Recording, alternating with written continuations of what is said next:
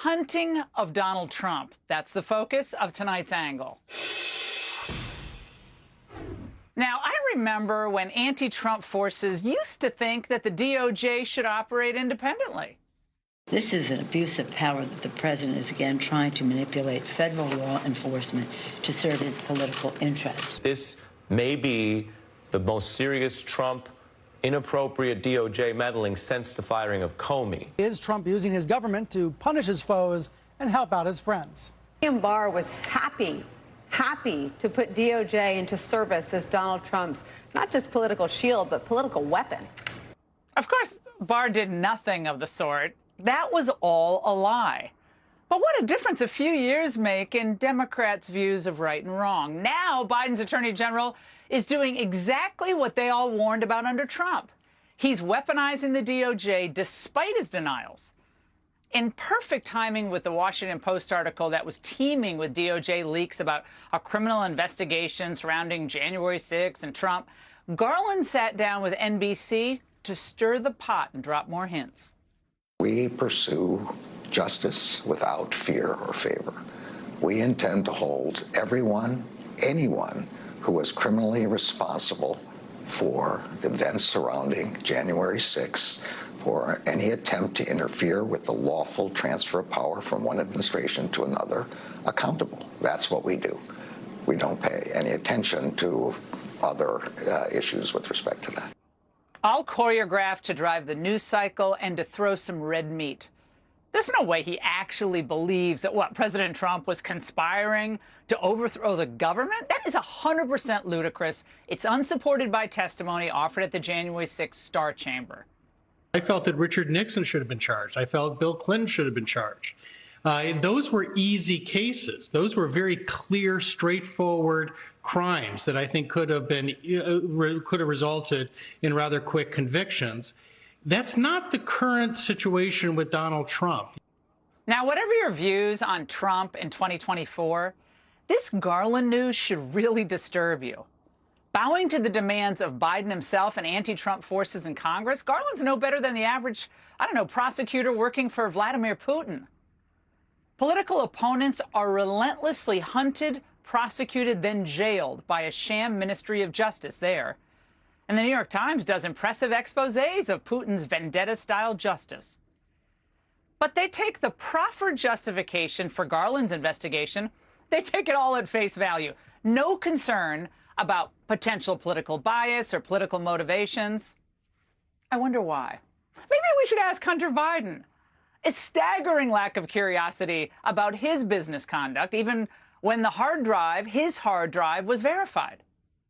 But it's worse than just a media cover-up. Senator Chuck Grassley just wrote Garland and the FBI Director Chris Wray about new whistleblower information that describes concerns in 2020 about the FBI's receipt and use of derogatory information related to Hunter Biden and the FBI's false portrayal of acquired evidence as disinformation. It's as simple as opening a case against Trump that was based on fuzzy liberal newspaper reports. But when it come to Hunter Biden, with plenty of concrete information, it was shut down. It's pretty simple. This investigation of Trump is a complete farce. Any charges that stem from this will be seen by honest legal observers for what they are: more political persecution, not legitimate prosecution. Now, remember what the New York Times reported last April, courtesy of confidential sources, that Biden wanted Trump prosecuted. He was growing tired of how he described Garland acting as a ponderous judge instead of a prosecutor. Now, those quotes were leaked for a reason: to influence Garland. Well, it took a while, but message received. Although Garland's hedged his bets a little bit, an investigation, but no prosecution yet. They seized John Eastman's cell phone, and now they're on a hunt and peck mission to find anything, to help develop some type of criminal case against the president or close confidants that don't really exist. Now, this, along with the January 6th committee, will cost the American taxpayers untold millions of dollars. It's going to drive countless hours of bad programming on MSNBC. In the end, it's going to accomplish nothing other than the further erosion of public confidence in the Department of Justice and, of course, of Congress. They edited evidence to take out what might be mitigating material, even statements from Trump. That's not how you build a case. That's you might build ratings, but that's not how you build a case. Now, hopefully, the Justice Department is going at this more in a systemic, professional way, but we still don't see those critical linkages.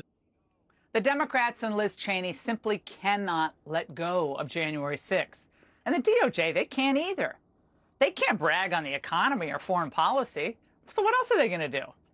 And this new travesty that Joe Manchin, by the way, agreed to, vote for is not going to reduce inflation either. Not going to be able to brag about that.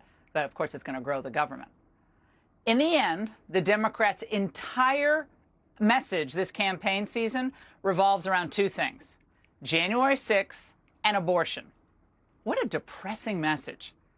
Plus, do you really think the Democrats are confident they can beat Trump if he's the nominee in 2024?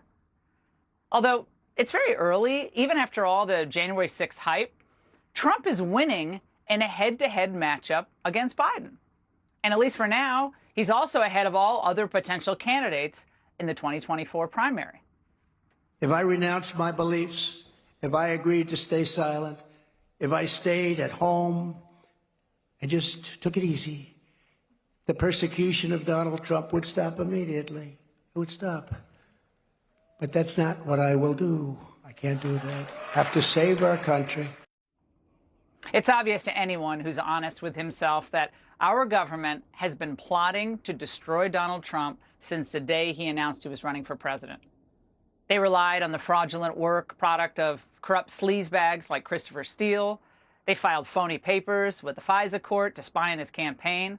Of course, they hounded him with a nearly 2-year-long Mueller investigation that was illegitimate from the outset, was stacked with partisans, and found no obstruction of justice in the end. In the words of Bill Barr, it was a grave injustice. And of course, the rabid anti-Trump forces on Capitol Hill, they dragged the man through 2 pointless impeachments. They did nothing but distract the White House and wasted time and resources. For what? And now the same anti-Trump media frenzy that led to so much false reporting during his presidency, they're thrilled about every leak.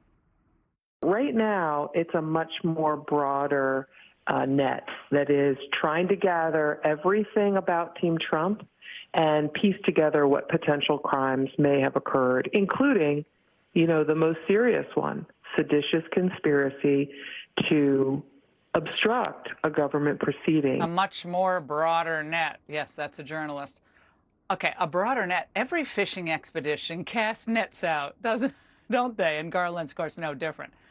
Now, you know how pathetic this entire investigation is when you realize that the same party that's okay with letting thugs who assault police officers go free, they think Trump should be charged for violence committed on January 6th. The grand jury is actively investigating Trump's criminal conduct. The Justice Department is interested in 2 different kinds of crime. So one is the violence and blood that we associate with Insurrection Day. Crimes like conspiracy to defraud the United States, conspiracy to impede congressional investigations. The conspiracy blather's not even worth responding to. It's inane. So why don't these nincompoop pundits just come out and say the truth? It would be liberating for them. Trump should be indicted because we can't beat him otherwise. And that's the angle.